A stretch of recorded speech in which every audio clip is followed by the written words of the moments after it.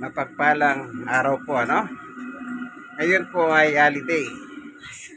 August 23. Holiday, kaya long weekend po, ano? Kaya swerte yung mga empleyado. Meron silang 4 na araw na holiday. Biyernes ngayon, Sabado, Linggo hanggang Lunes. Araw ng Bayani naman yung Lunes. Kaya 4 na araw. Kaya masaya sila. Masaya lang yung may pera. Pag walang pera, nga. Yung po kaibigan Jesus, Brother Manny Bautista. Po, aayo po ako, ano? Magdadala ako ng ebanghelyo sa mga tao. Kasi po bukas, alis ako. Ano po? Sige po. Tuloy po tayo sa ating munting video, kaibigan. Sana magustuhan mo at i-share mo naman. No? Ang video ito, kasama na yung Word of God, kasama na yung exercise. Bakit? Walking ako eh. Hindi ako sasakay. Walking lang. Sige po. Ito po, nasa hagdanan na po ako. Pababa ako ngayong umaga. Ano po? Pababa na po ako sa hagdanan. Kasi 3rd floor po ito sa amin. Ano? Yan. Okay? Yan.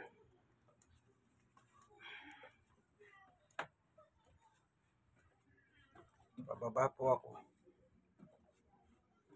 Yan. Doon ako galing. 3rd floor kami. Ano po?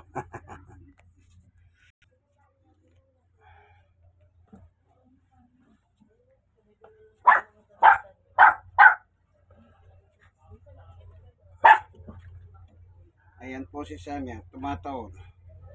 Ibig sabihin, may siyang nahahamoy na daga. Ayan. Doon po ako galing si taas. Okay. Ayan. Po. Yung aking sandata.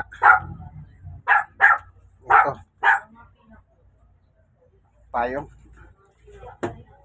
Kasi kung minsan umuulan eh. Yan. Lalabas na po tayo. Ayan.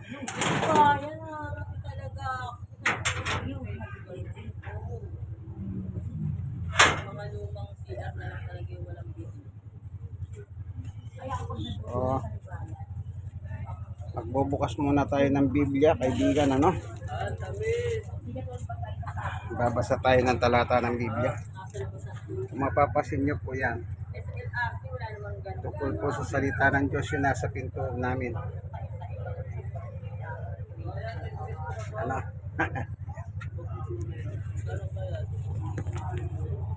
Ayan.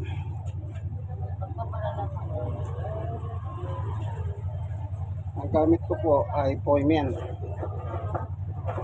Ang Biblia ng mga pastor. Dito po sa kasulatan, ayon sa pahayag 12:9, pahayag 12:9. Itinapon ng napakalaking dragon ang matandang ahas na tinatawag na Diablo at Satanas, na nandaraya sa buong sanlibutan. Itinapon siya sa lupa kasama ang lahat ng kanyang mga kampon. Yan. Dito po sa Revelation o pahayag, matanda na si Satanas. Dragon na siya. Dragon. Tinapon sa lupa. So, ikaw nakikinig, nanonood ng video ito, tignan mo yung katabi mo.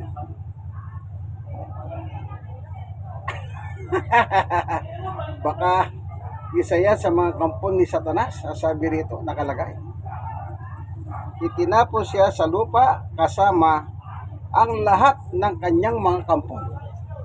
Baka yung katabi mo, Marites yan. Oh, alam mo yung Marites. Yan.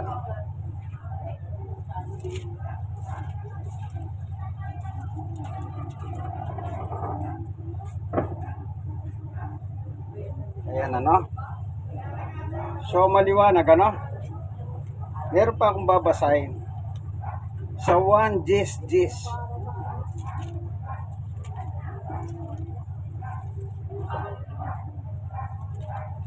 Ang sabi ni Juan,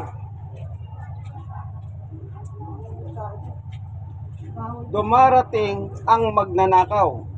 Ang tinutukoy pong magnanakaw dito ni Juan, si Satanas. Dumarating ang Diablo o magnanakaw para lamang magnakaw, pumatay at manira. Ayan. Yan ang trabaho ni Satanas o Diablo na magnanakaw. Anong trabaho niya? Magnakaw, pumatay at manira. Kita nyo po ano? Yan po yung titulo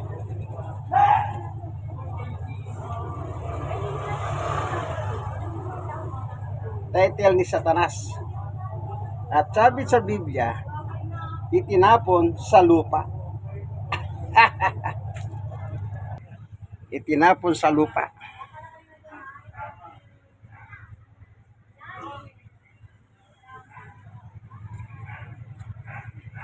Okay, lakad tayo. Yan. Ngayon, siyempre hindi mo naman nakikita si Satanas dito sa lupa. Kasi nga, spiritual being siya. Pero kapag yung katabi mo, chismosa, ayan, si Satanas yan. Yan. Ano po? Yan. Yan. Maliwanag po sinasabi ng Biblia. Itinapon si Satanas sa lupa. Ano po? Ayan. Nasa Choco Street po tayo, ano? Paano makikilala si Satanas? Tignan mo yung katabi mo, kaibigan. Baka marites yan. Ibig sabihin, pag marites yan, Diablo yan.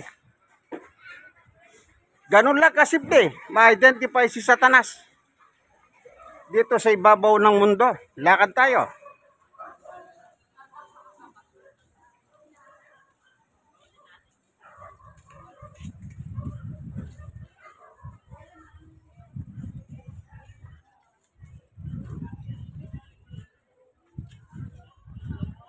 Ayan ano.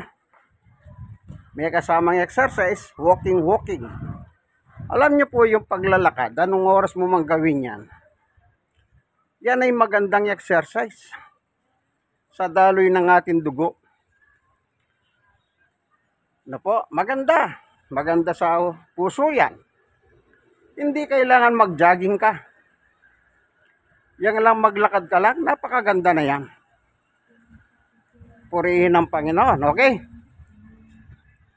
Anong trabaho ni Satanas sasabi sa Biblia? Pumatay. Alam niyo po kahapon nanonood ako sa live sa Kongreso. Ang tinatalakay po nila yung pagpatay ng 2 inmate sa Davao.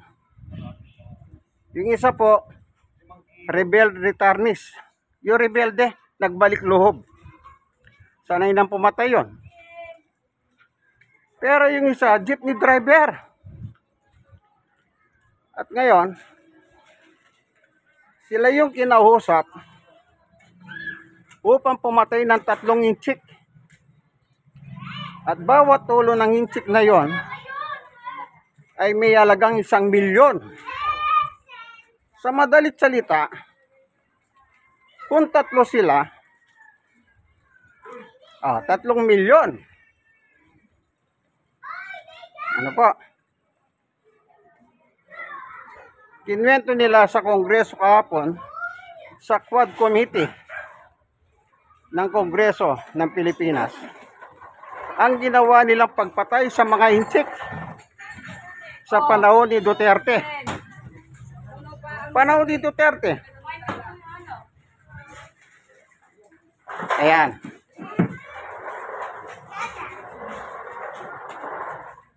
Hindi po nanlaban yung mga inchik. Nakakulong na. Nakakulong na. Nasa Bartolina. Doon po sila pinagbabaril. Sabi nga doon po, parang ginawa nilang dinuguhan.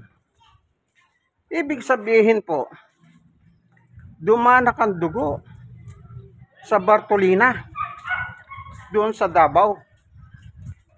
Ano po, yan. Lakad tayo.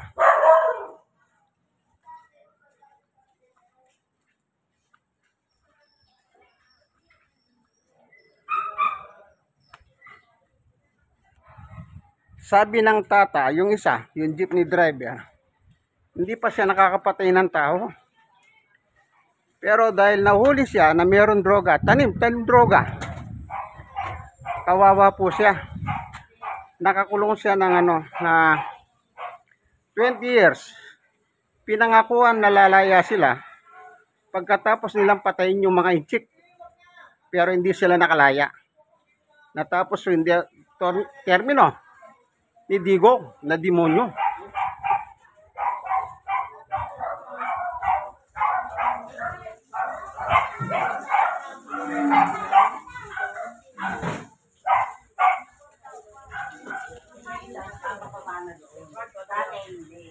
Ayan, ano? Pero mga tao, kasi nga daw, nagagalit nga raw mga tao sa kanila.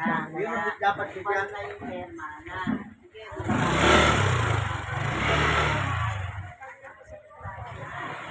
Yung isa naman, hindi na siya bagito sa pagpatay kasi nga rebel return siya. Yung rebelde na nagbalik loob. Pero kaya nila ginawa yon, bukod sa 1 million bawat isang hulo ng inchik, dapat ang matatanggap nila ay bawat isa 3 milyon. Pero natanggap ng pamilya nila is tag 1 milyon lang.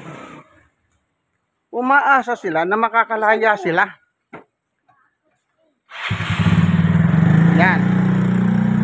Yan ang gawain ni Satanas. Yun ang nakalagay doon sa 1 Jes. Ang sabi ni Juan, naparito si Satanas para pumatay. Alam niyo po yung tao, especially mga Pilipino, takot pumatay ng tao ang Pilipino.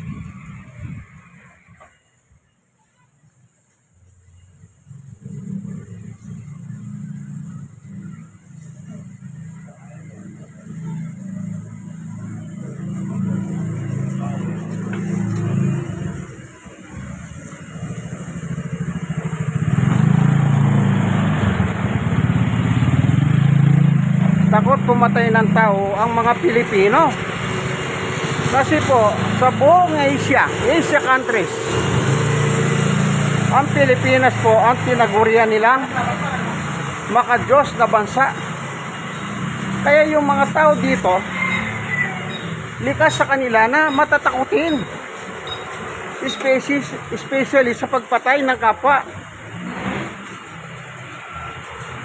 Alam nyo, yan bilangguhan.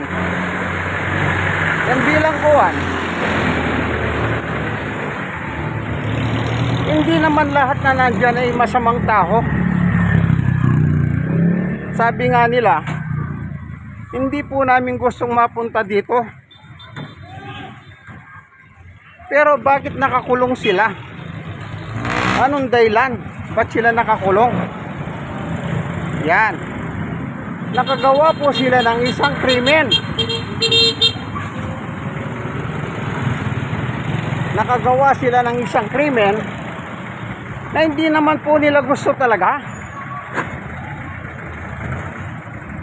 Itong mga taong ito, tinuudyukan po ni Satanas na gumawa ng masama. Halimbawa, nagugutom ang pamilya mo, humingi ng pagkain ng mga anak mo, wala kang maibigay. sabi ni Satanas, magnakaw ka para kumain ng pamilya mo. Kaya yung tao nagnanakaw para sa pamilya. Yan po ang ano ni Satanas. Kung saan ka mahina, doon siya pumapapil. Parang si Judas. Nang ipagkanulo ni Judas si Jesus, tinanong si Jesus ng mga apostol, ako po ba? Ako po ba? Ako po ba? Sabi nila. Ang sabi ni Jesus, yung kasabay kong magsasawsaw sa sawsawan. Kaya nung magsawsaw na si Jesus, nakasabay ni Judas, sabi ni Jesus kay Judas, Judas, bilisan mo. At nung oras na yon, pumasok si Satanas kay Judas.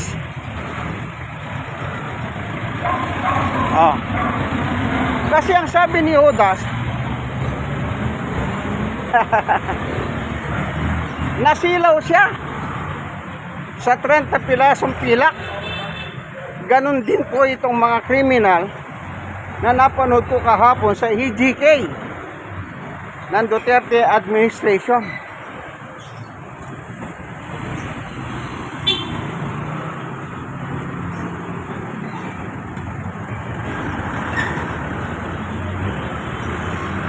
Pinangakuan sila ng 1 milyon at kalayahan. Kalayahan. Para sila ay makalabas ng pihitan. Yung pera nakuha. Pero kulang kasi 3 yung incheck. Dapat 3 milyon yun. Pero nakuha nila tag 1 milyon lang. Yan po yung kahapon sa Quad Committee ng Kongreso.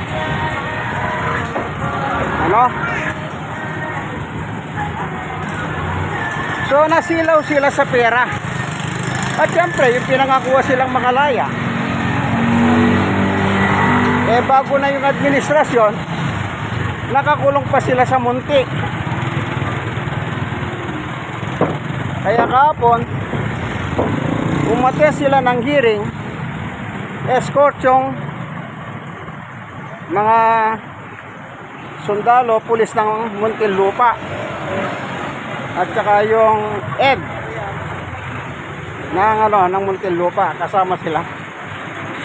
At dahil sa kanilang pagsiwalat ng tinutukoy nilang mastermind na si Duterte, ngayon imbis na ibalik sila sa munti, napagkasunduan nila na doon na lang muna sila sa Kongreso i-detain for safety.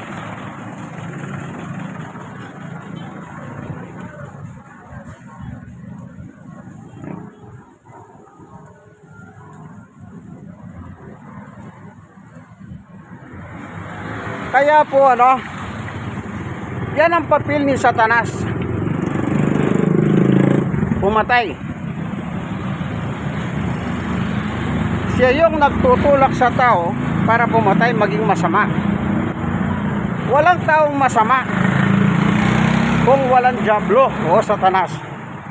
Alam niyo po, si Satanas, ang trabaho niya magsinungaling. Yan ay ginawa niya sa panahon pa lang ni Adan at Eva. Sa panahon ni Adan at Eva, ginawa na ni Satanas yan sa kanila sa Garden of Eden. Yeah.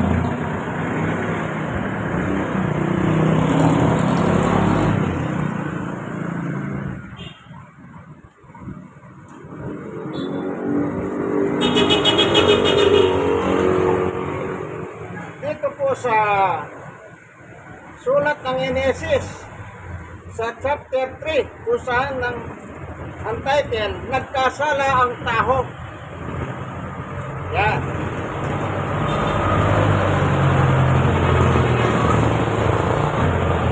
Ganito ang sabi,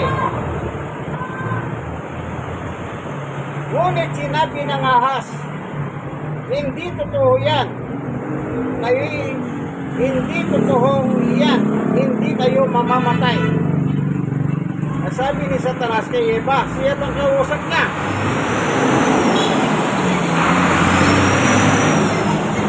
Ganito sa verse 1. Ang ahas ang pinakatuso sa lahat ng hayop na nilikha ng Panginoong Yahweh.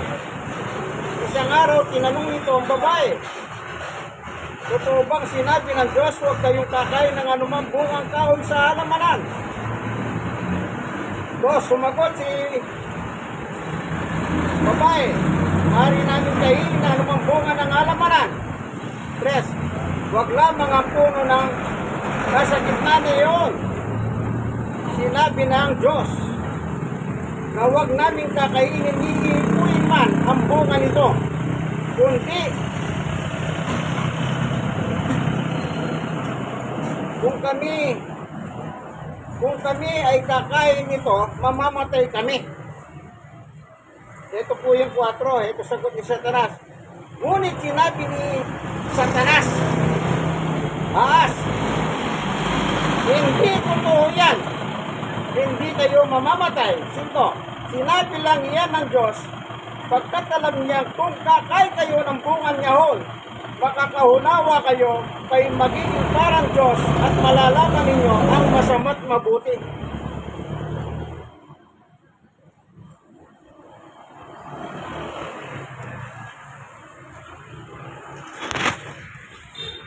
Doon po nagsimula ang katangian ni Satanas. Nanong sabi sa babae kay Eva, hindi totoo yan. Kita nyo po, ang sinabi ni Eva, yung sinabi ng Diyos kay Adan, na sinabi naman ni Adan kay Eva. Pero dahil mahina po ang babae, siya ang pinuntirya ni Satanas. At sa tagpong yon, nadali ni Satanas ang babae o si Eva. So nangyari, nakita ni Eva na napakasarap kainin ng bunga ng punong kahoy na yaon. Pinaganda ni Satanas, pinasarap ni Satanas. Kaya ginawa ni Eva, kumita siya at kumain at binigyan niya pa si Adan. Doon po ang kasinungalingan ni Satanas nangyari. Dito rin sa lupa, sabi ni Juan, narito si Satanas. Tignan nyo yung katabi ninyo, kaibigan. Paano man makikilala si Satanas? Hindi mo siya makikita kasi spiritual being siya. Magpandar ka ng ventilador, yung hangin, hindi mo nakikita, parang ganyan si Satanas. Pero yung katabi mo, kung marites yan, mag-ingat ka. Mag-ingat ka kay Maritos. Yan. Kaya sabi po, narito.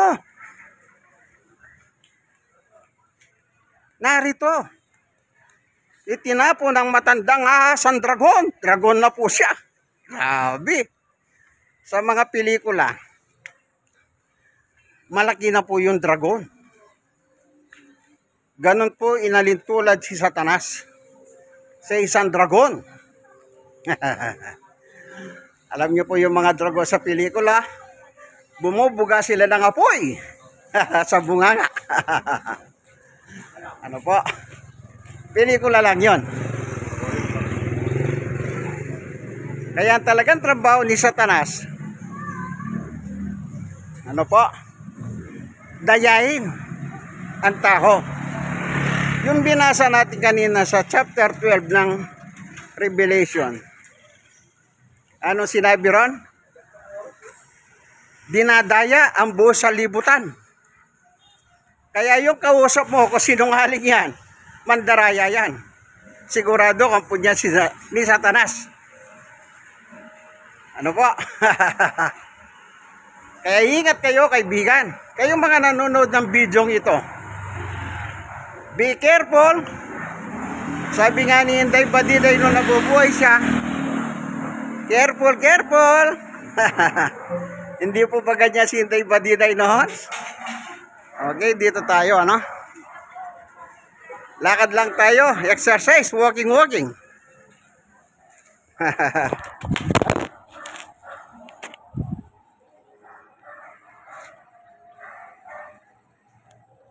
Ayan.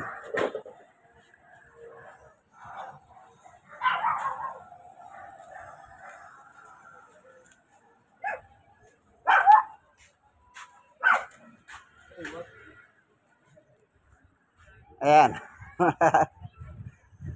Tuloy pa rin po tayo sa paglalakad, ano? Lagi ko nga sinasabi, kahit anong oras mo gawin ang paglalakad, ay exercise pa rin yan. Exercise. Ayan. Meron tayong babatiin dito. Good morning po. Ano pong pangalan nyo, nanay? Nene. Ano pong apelyido nyo, nanay Nene? Kala ko Nene Bautista. Kasi doon Nene Bautista, di ba? Na-stroke po kayo? Ilan taon na kayo? 58? Ilan taon ka naman na-stroke? Wala pa isang taon. May stroke ko lang. Dalawang beses. Biyaya ng Diyos po sa inyo yan. Isipin nyo, yung iba, isang stroke lang, patay. Ikaw, nakadalawa ka na. Pero ngayon, eto, kausap pa kita, buhay ka pa. Yan. Ang tawag dyan, sa salitang kalye, maswerte ka, Ate Nene. Pero pagdating sa Biblia, sa turo at aral ng Diyos, ang sabi dyan, biyaya ng Diyos, malakas ka pa. Yan. Biyaya lang po, kaya tayo nabubuhay ngayon sa mundong ito. Awa ng Panginoon Diyos. Kaya hanggat malakas tayo, anong dapat natin gawin? Meron akong babasahin para kay Ate Nene. Ako po si Brother Manny Bautista, ano po? Isa po akong Kristiyano, at the same time, isa po akong mensahero ng salita ng Diyos. Ito po, babasahin ko. Okay? Lagay natin itong video rito. Ano po ba sinasabi ng Biblia tungkol sa mga matatanda? Actually, yung mga tao ayaw nilang matawag na matanda eh. Kapag may mga apo sila, ayaw nilang patawag na lolo, lola. Ang gusto nila, mamu. Di po ba ganon?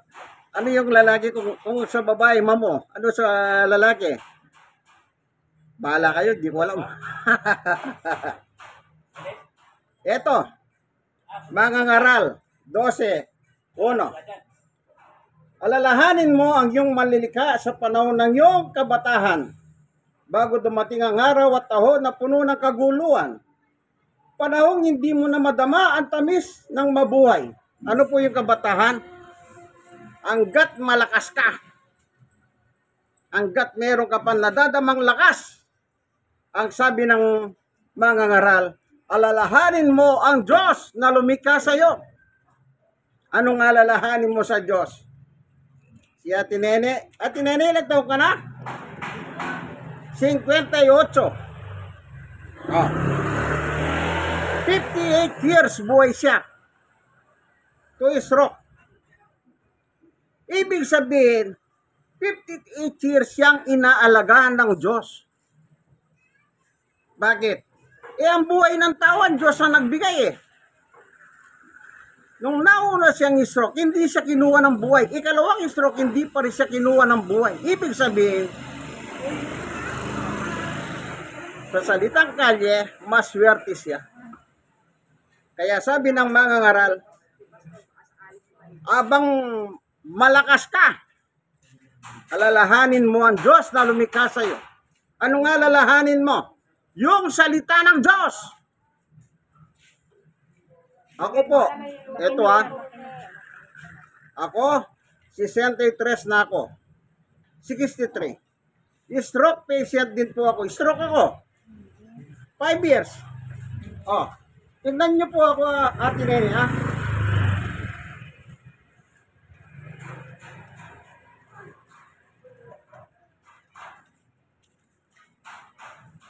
Sa tingin niyo po ba, kung hindi ko sinabing stroke ako, maniniwala ka ba na ako ay stroke? Ang sabi sa hospital, kapag nagpapadoktor ako sa PGH, nangangaral ako ron. Ang sabi ng mga pasyente, hindi ka mukhang merong sakit. Mukha daw po akong walang sakit. Anong tawag dyan? Salitang kalye, swerte. Pero sa Biblia, biyaya ng Diyos. Amen! Kaya sabi po ng mga ngaral, sa mga kagaya nating may edad na, Sister Nene, ang sabi niya, bago mamadama yung hindi na masarap ang tamis ng mabuhay. Kasi pag may stroke ka na, bawal ang ganito, bawal ang ganyan. Kulang na lang, huwag ka nang buhay. Ay, hindi ba totoo yan? Yung dati mong kinakain, makakain mo pa ba ngayon? Oh, ang sabi ng doktor, huwag kang kakain ng ganito. Pero naniniwala ka sa doktor, ayaw mong kumain. Pero ako naniniwala din ako sa doktor kasi nag-aral yan. Oh, sabi ng doktor, uminom ka ng gamot. Iinom ka ng gamot. Bakit? Ayaw mong mamatay. Kasi sasabihin ng doktor, sige ka, baka ka mamatay. Di po ba? Ang doktor at nananakot. Tatakutin ka pa. Ano po? Good morning po. God bless po sa inyo, no? Nawa, ang biyaya at awa ng Panginoon Diyos, patuloy niyo pong madama sa inyong buhay. Yes, Lord. Ang importante lang po, lagi niyo pong pasalamatan ng Diyos. Yes. Ako lagi kong tinuturo, pagkagising mo sa umaga, sa banig pa lang, hindi ka pa nagmumugo. Yes. Pagmulat ng mata mo, pag-inisip ka ng Diyos, antimano, pasalamat sa Diyos. Yun yung sinasabi ko sa kanila. Bago ka matulog sa gabi, nasa banig ka na ng higaan, lumuhod ka kung kaya nyo, pasalamatan nyo na naman ang Diyos. Huwag kayong hiingi. Kasi Pasalamat, puro pasalamat. yan ang ugali ng tao, palahingi. Sabi nga ni Jesus sa Mateo 6:8, si Jesus na yung nagsabi, bago pa kayo lumapit sa Diyos, bago pa kayo humingi sa Diyos, alam na ng Diyos ang inyong kailangan. Alam na niya lahat. Pasalamat na lang lahat. Kaya tayo ng mga tao, dapat puro pasalamat lang sa Diyos. Hindi yung, Panginoon, bigyan mo ako nito, Panginoon. 58, wala ka pang tamang kaisipan. Tinutulungan ka na ng Diyos. Totoo yan. Nasa sinapupunan ka pa lang ng nanay mo. Inaalagaan ka na ng Diyos.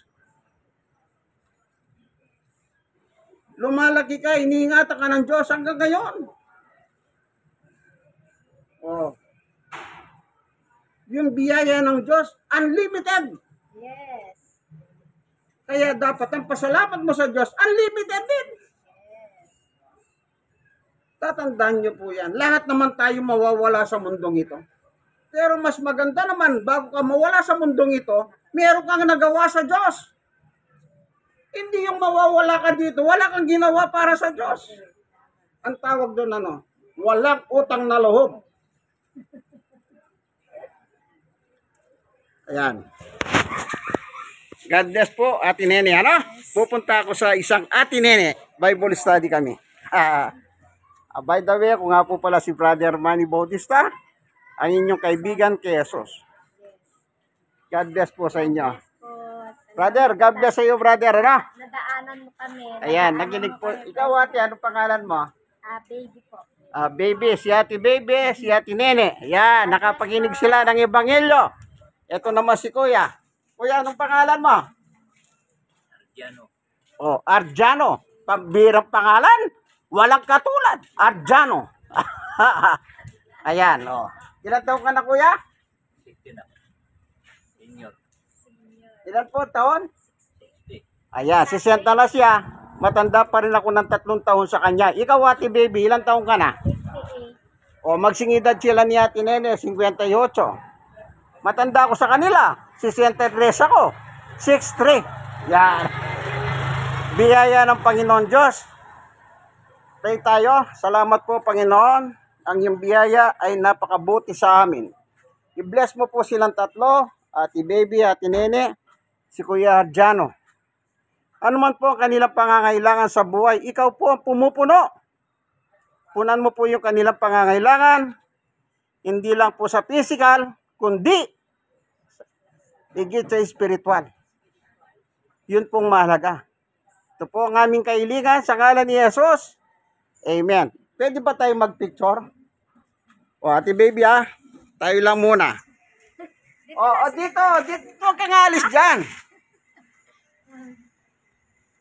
O, Kuya Arjano Huwag ka nang alis dyan. Mamagasin tayo, okay lang. Panoorin sa YouTube ito. Kung meron po kayong YouTube, panoorin nyo.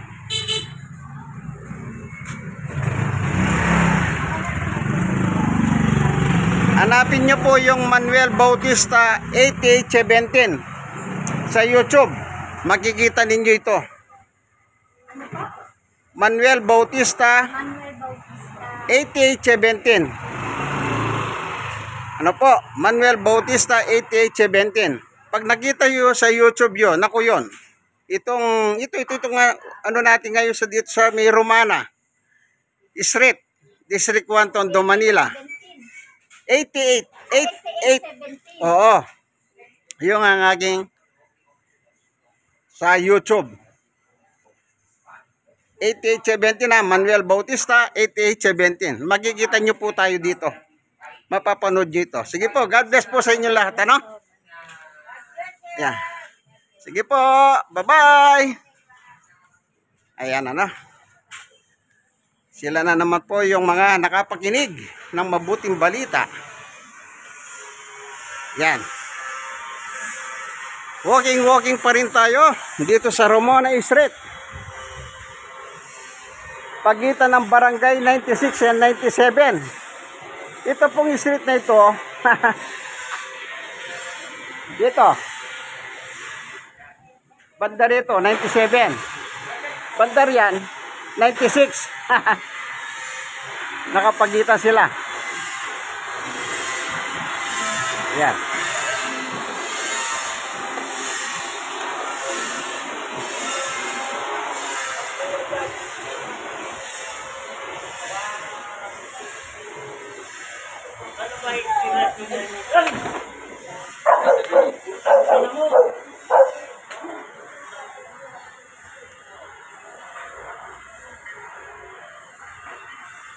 Ayan.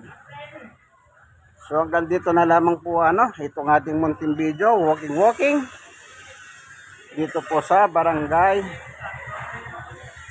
Tondo na lang, Tondo, Manila. District 1, Tondo, Manila. Ano po?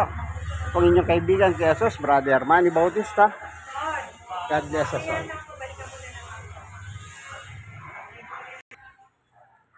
So lakad ulit. Sabi ni Ate Nene, mamaya na daw. Kaya dito muna tayo, ano?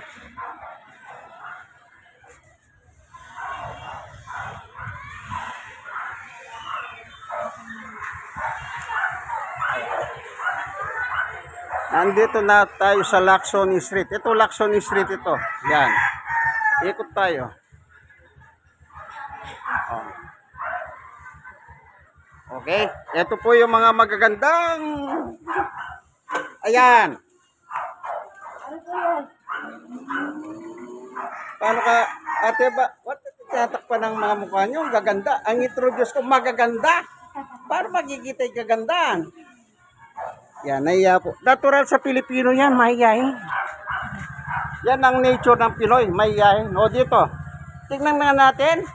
Ay, hindi nagtakip. Ibig sabihin hindi mahihayin. Ayan. O sige, tuloy po tayo, ano?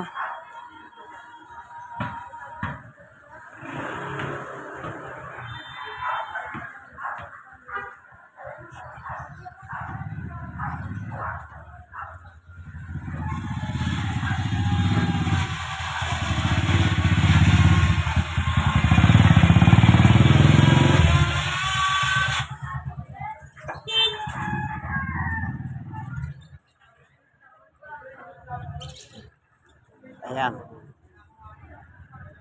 So, nakarating na po tayo dito sa ating pupuntahan, ano? Hanggang dito na lamang po ang ating munting video ng walking dito po sa Tondo, Manila. Sa District 1 lang po, ano? Hanggang dito na lamang po. Bye-bye! Ito pong inyong kaibigan, Jesus, Brother Manny Bautista. God bless us all po. Bye! Sino po ito? Yan. Ang maganda ng Paraiso Street. Ate Yason.